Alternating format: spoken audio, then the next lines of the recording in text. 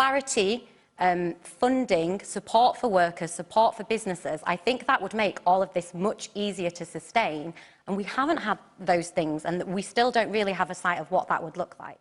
We're always looking for a quick solution, for a shortcut, for the next technical fix, when what we actually really need to do is get on top of the virus, get as close to a zero COVID state as possible, and then we wouldn't be looking for the next technological fix.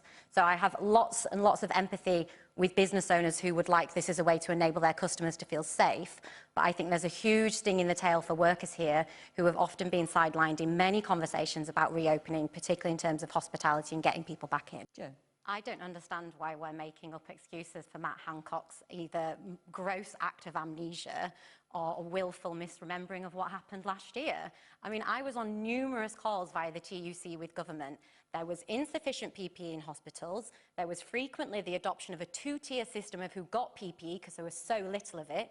There were surgeons, nurses, care workers reusing PPE. There were some examples of hospitals being delivered PPE that was 10 years out of date. That's before we even get towards the care sector.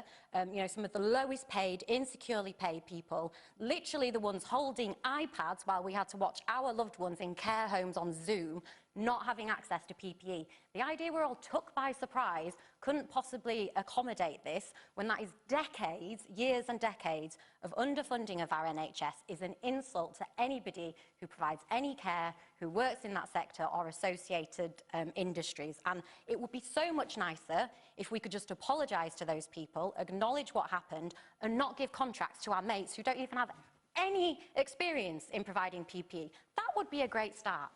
The expansion of blended learning, which is online and in person, has already meant that people are at burnout.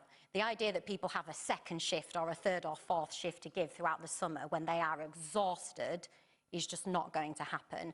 And if the government does want catch-up teaching prioritised in any sector, they need to be really clear about what schools, colleges and universities have to deprioritise, because work doesn't stop, places don't close.